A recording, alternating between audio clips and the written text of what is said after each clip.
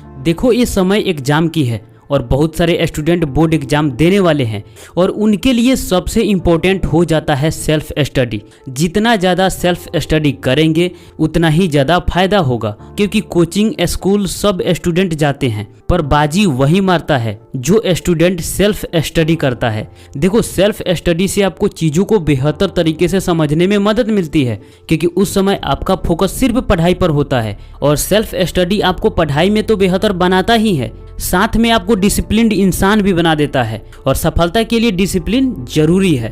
पर यहाँ एक कन्फ्यूजन स्टूडेंटों में रहती है कि हम सेल्फ स्टडी में पढ़े क्या, क्योंकि टीचर पढ़ाते हैं तो पता रहता है कि क्या पढ़ना है, लेकिन जब खुद से पढ़ने की बारी आती है तो कुछ स्टूडेंट सोचते हैं कि मैं अपने आप क्या पढूं। तो इस वीडियो में इस कंफ्यूजन को भी दूर करेंगे और मैक्सिमम टाइम सेल्फ स्टडी कैसे कर सकते हैं ये भी जानेंगे।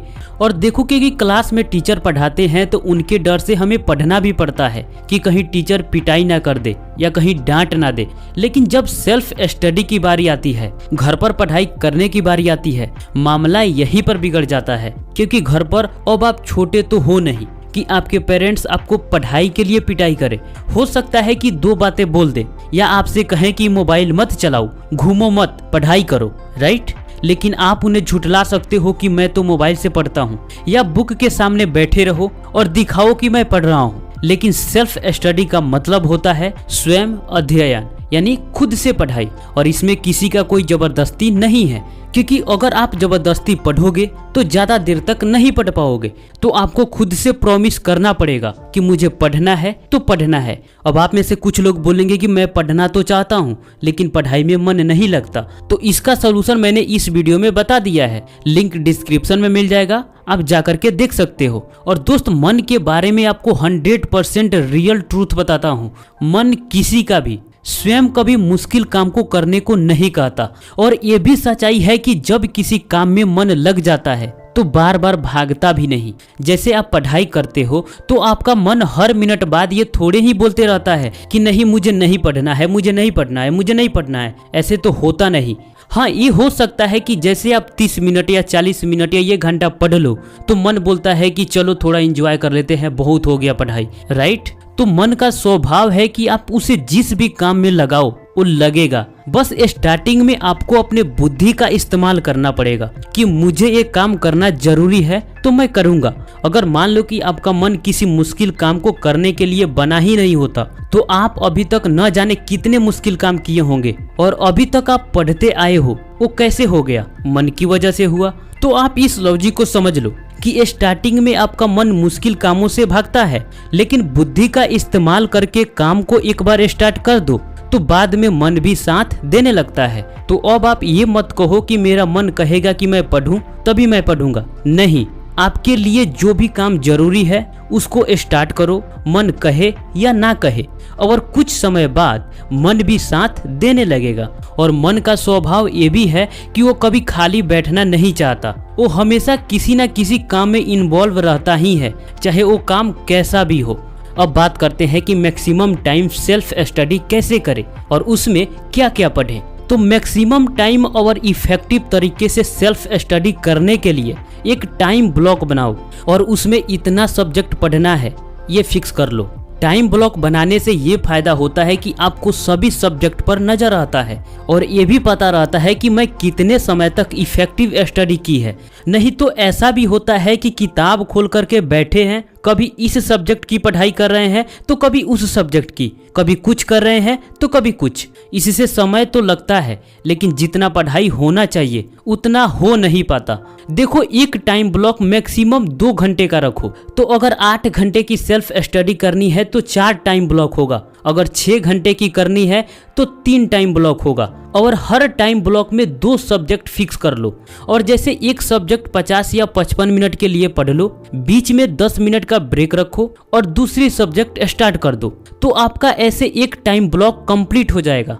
और हर टाइम ब्लॉक के बीच में आप 30 मिनट या 1 घंटा का गैप रख सकते हो। जैसे आपका एक टाइम ब्लॉक 9 से 11 हो गया तो दूसरा टाइम ब्लॉक आपका 12 से 2 हो सकता है। लेकिन जब कोई भी टाइम ब्लॉक स्टार्ट कर दो तो उसे कंप्लीट करके ही जाना, क्योंकि ये 2 घंटे की है तो आप 2 घंटे तो लगातार पढ़ ही सकते हो, बीच में 10 मिनट का ब्रेक ले करके। किसी टाइम ब्लॉक में आप सब्जेक्ट रख लो, तो किसी टाइम ब्लॉक को रिवीजन या नोट्स बनाने के लिए रख लो। इससे आपको सेल्फ स्टडी करना बहुत आसान हो जाएगा, क्योंकि एक बार में आपका सिर्फ एक ब्लॉक पर फोकस रहेगा कि मुझे इसे हर हाल में कंप्लीट करना है। जब एक ब्लॉक आप कंप्लीट कर लोगे तो दूसरा ब्लॉक कंप्लीट करने के लिए आप खुद मोटिवेट हो जाओगे, क्योंकि आपने पीछे एक टाइम ब्लॉक को कंप्लीट किया है। अगर पढ़ाई के समय आपको मोबाइल परेशान करता है और मोबाइल से किसी भी प्रकार के कोई काम नहीं है, तो आप मोबाइल में टाइमर सेट कर सकते हो। जैसे 50 मिनट आपको एक सब्जेक्ट पढ़ना है तो 50 मिनट का टाइमर लगा दो। जैसे पढ़ाई कंप्लीट, टाइमर भी कंप्लीट। इससे ये होगा कि आप पढ़ाई के बीच में सोशल मीडिया वगैरह पर नहीं जा पाओगे। ये सोशल मीडिया ऐप को ओपन भी नहीं होने देगा। इसके लिए आप फॉरेस्ट ऐप डाउनलोड कर सकते हो। ये कोई प्रमोशन नहीं है, मैं खुद इसका यूज करता हूँ पढ़ते वक्त, तो आप भी इसका यूज कर सकते हो। राइट, प्ले स्टोर पर आपको इजीली मिल जाएगा। इसके लिए कुछ सेटिंग करना रहेगा, तो अगर आप कर सकते हो तो ठीक है, अगर नहीं कर सकते तो उसका भी लिंक डिस्क्रिप्शन में मिल जाएगा। उस वीडियो को आप जाकर के देख सकते हो, मैंने पहले भी इसके बारे में बताया है। तो ऐसे आप टाइम ब्लॉक बना लो, उसमें सब्जेक्ट फिक्स कर लो और टाइमर लगा के पढ़ाई करो। अगर मोबाइल परेशान करता है तो बहुत मज़ा आएगा, आप बहुत इफ़ेक्टिव स्टडी कर पाओगे। अब बात करते हैं कि सेल्फ स्टडी में पढ़े क्या क्या। तो ये बिल्कुल सिंपल है, बहुत सिंपल। जैसे क्लास में पढ़ाए गए टॉपिक को दोबारा पढ़ना है, चाहे वो टॉपिक आपको क्लास में कितना भी समझ में क्यों ना आ गया हो, फिर भी आपको समझने के लिए उस टॉपिक को पढ़ना है। या अगर कोई क्वेश्चन है तो उसे फिर से सॉल्व करना है और उसे रिलेटेड क्वेश्चन भी सॉल्व करना है। मैथ या साइंस में आप ऐसा कर सकते हो। अदर सब्जेक्ट में पढ़ाए गए चैप्टर को खुद से पढ़ो और समझने की कोशिश करो, क्योंकि देखो एक बहुत बड़ी सच्चाई मैं आपको बता देता हूँ। क्लास में जब कोई क्वेश्चन या टॉपिक पढ़ाया जाता है तो उसमें जितने भी स्टूडेंट बैठे रहते हैं सबको समझ में आ जाता है। लेकिन जब आप उस क्वेश्चन को या उस टॉपिक को 2 या 3 दिन के बाद पूछोगे तो वो भूल गए रहेंगे। ऐसा क्यों? क्योंकि वो घर पर आकर के दोबारा उस क्वेश्चन को सॉल्व करने की या उस टॉपिक को फिर से दोबारा समझने की कोशिश नहीं करते और उन्हें लगता है कि हमें तो याद है, पर ऐसा होता नहीं। और आप अभी तक ये वीडियो देखते यहाँ तक आए हो तो ये सीक्रेट अपने दिमाग में बैठा लो कि अगर क्लास में क्वेश्चन समझ में आ जाए फिर भी घर पर उसे समझना है, उसे फिर से पढ़ना है। अगर ऐसा करोगे तो मैं गारंटी के साथ बोलता हूँ कि तुम्हें कोई रोक नहीं सकता। और अच्छे से समझोगे तभी उससे रिलेटेड कोई दूसरा क्वेश्चन भी सॉल्व कर पाओगे या ऑब्जेक्टिव क्वेश्चन भी बना पाओगे। अगर रटोगे तो सिर्फ एक क्वेश्चन तक सीमित रहोगे और बाद में भूल जाओगे। तो दोस्त मैं आपसे फिर बोलता हूँ कि ये लास्ट वाली बात दिमाग में बैठा लो।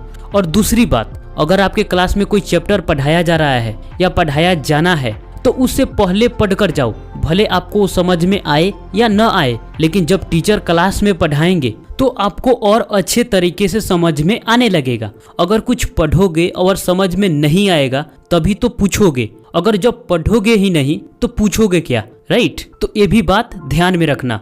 और रिवीजन कर सकते हो या नोट्स बना सकते हो, इसी को तो बोलते हैं सेल्फ स्टडी। तो इस छोटी सी वीडियो में मैंने आपको बहुत सारी बातें बताने की कोशिश की है। कैसा लगा वीडियो कमेंट बॉक्स में जरूर बताना, ताकि और भी बेहतरीन टॉपिक के बारे में आपसे डिस्कस कर सकूं। तो मिलते हैं दोस्त आपसे फिर अगले किसी वीडियो में, तब तक के लिए आपका धन्यवाद।